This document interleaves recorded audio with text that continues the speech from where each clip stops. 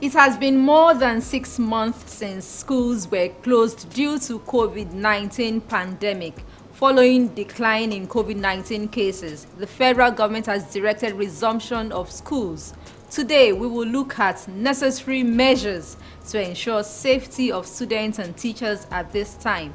I am Olasumbo Modupe. Welcome to the show. We begin with COVID-19 updates.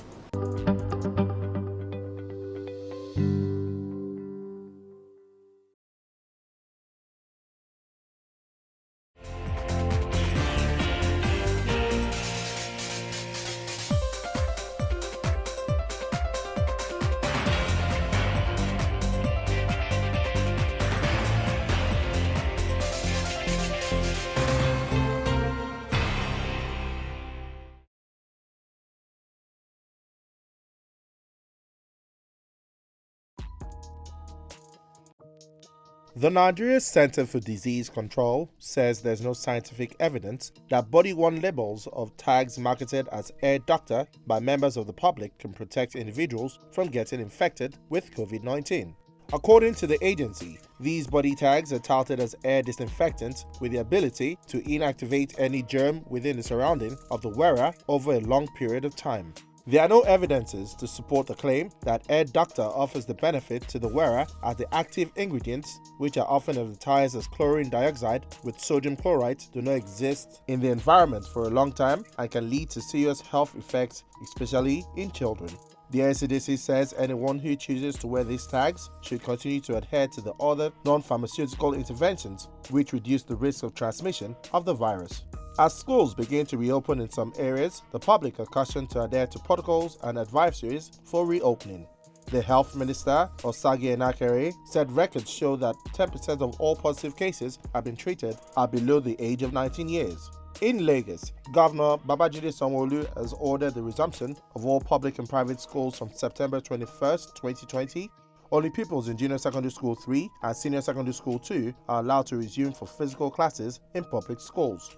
Governor Sanwo-Olu said public schools resumption would allow the GS3 students to revise and prepare for Basic Education Certificate Examination (BECE) slated for October 12, 2020, while students in SS2 will use the period to prepare for their transitional exams to SS3.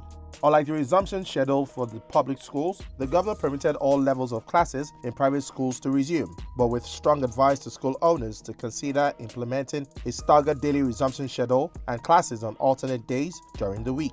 However, all pre-primary school classes, including nursery, daycare centers, and kindergarten in both public and private schools, are not permitted to open. Governor Sanwo-Olu also granted permission for immediate reopening of cinemas and gyms, with a maximum of 33% occupancy, stressing that there must be a minimum of 2 empty seats between occupied seats in the cinemas. In the case of gyms, the governor said there must be constant disinfection of machines and equipment throughout the day. He said the state governments will be taking definite decisions on the reopening of nightclubs, bars, event centers, spas, public parks next month, warning that the dire consequences awaited those in this category that may want to flout the restrictive order. Sanwo-Olu also further eased the restrictions of houses of worships, permitting observation of daily prayers in mosques and granting midweek services in churches. Over 57,000 confirmed cases and more than 1,000 deaths have been reported in Nigeria, while globally there are over 31.5 million confirmed cases, over 969,000 deaths, and 23.1 million recoveries.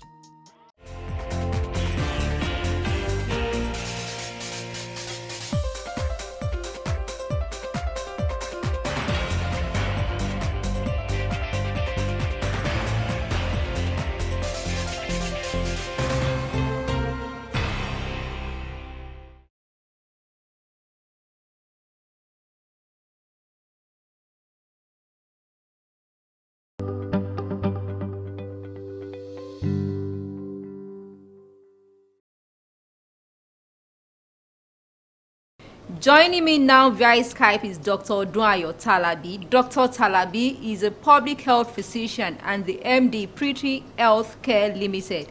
He is also a Harvard Global Health Fellow. Welcome to Sound Health, Dr. Talabi.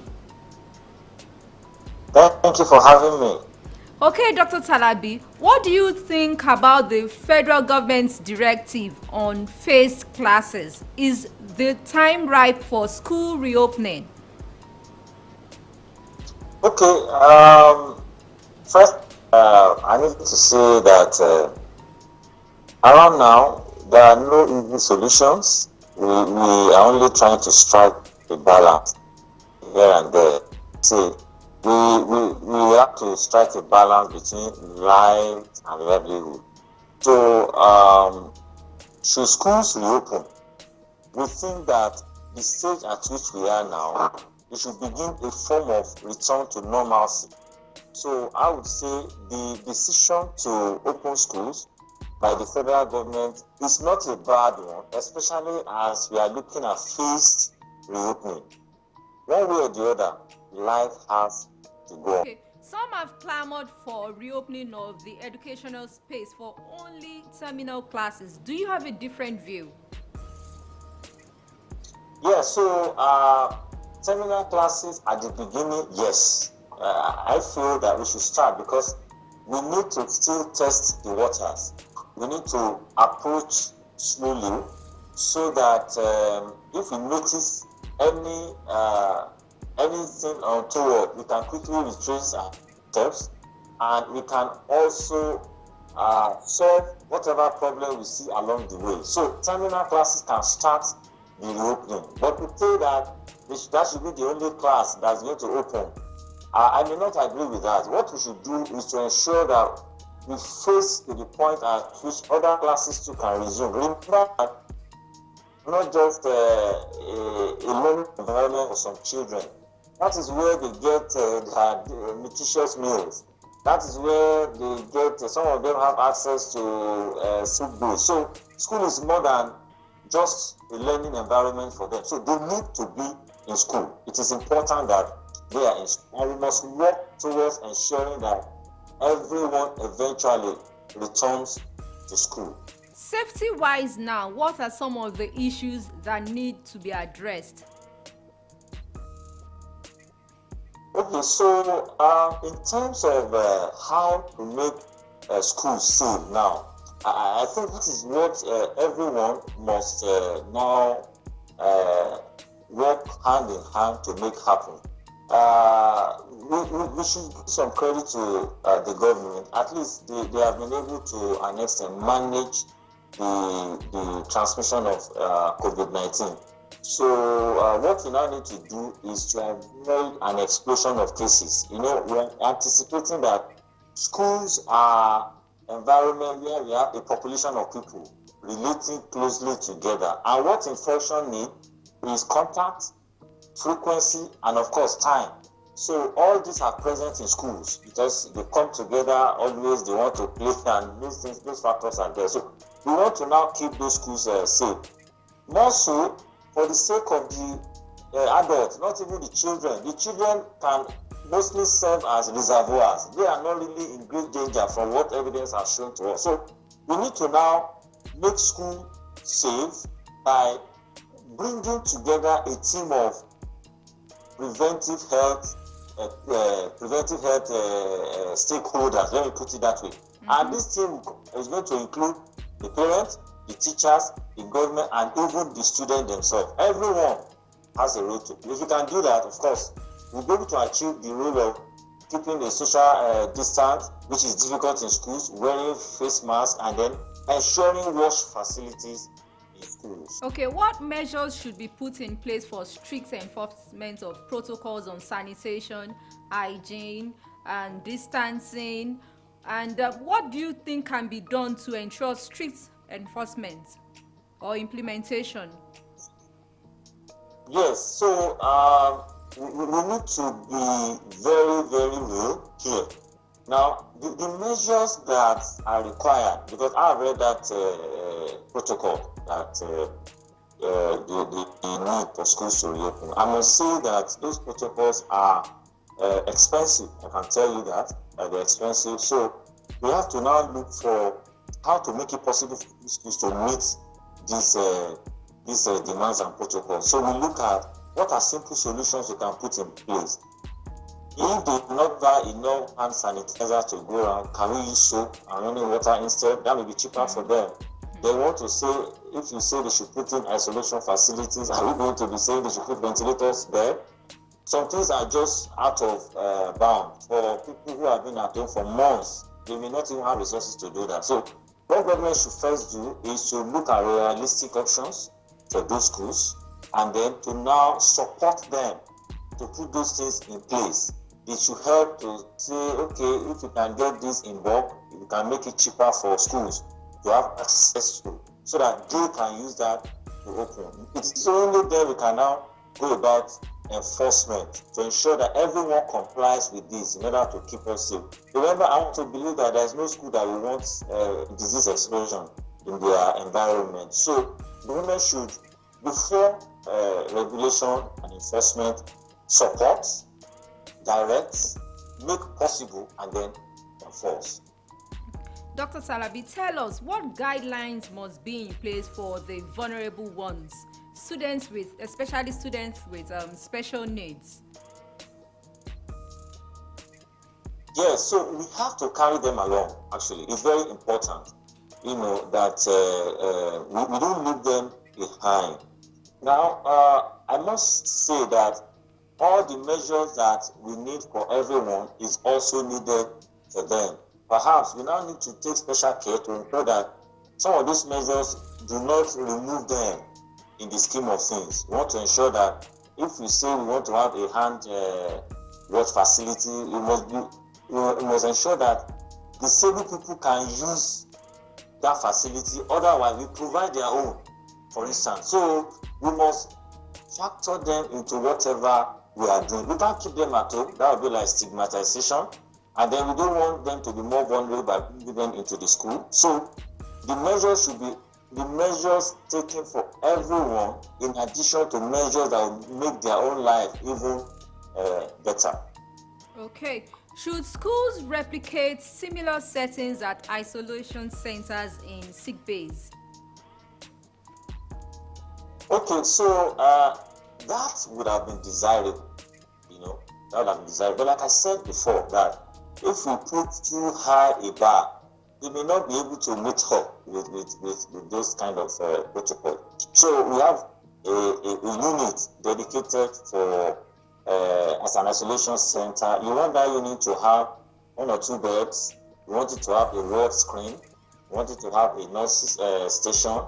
You want fresh air, ventilation to be good and all that. Fine, but we cannot necessarily say they should go and get oxygen concentrators or go and get ventilators. We can't do that. At any rate, we don't want a student to get to a point where they will require those things in schools.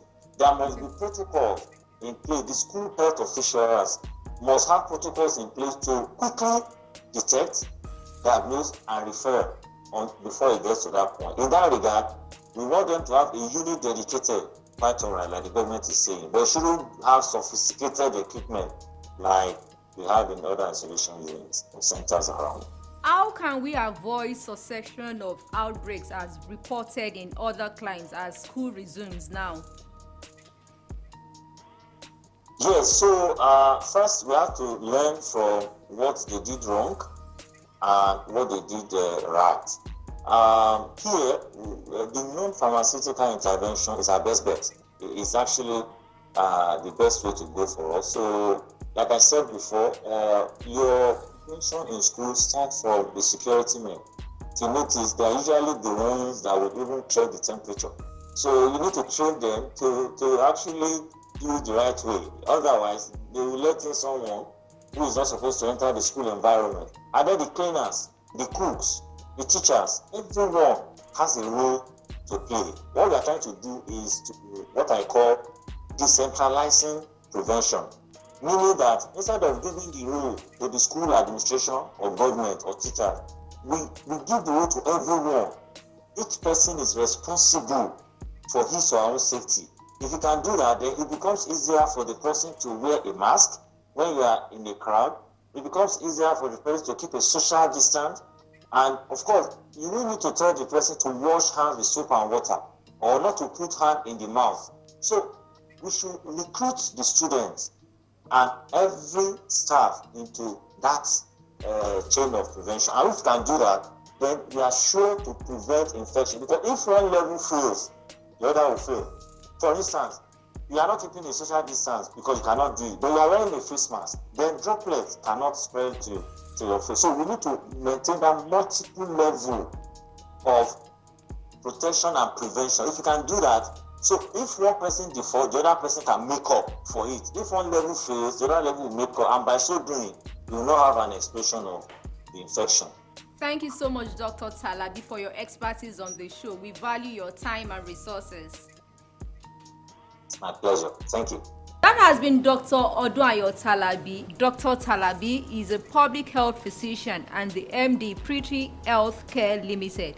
He is also a Harvard Global Health Fellow. Sound Health continues with trending health report. Please stay tuned.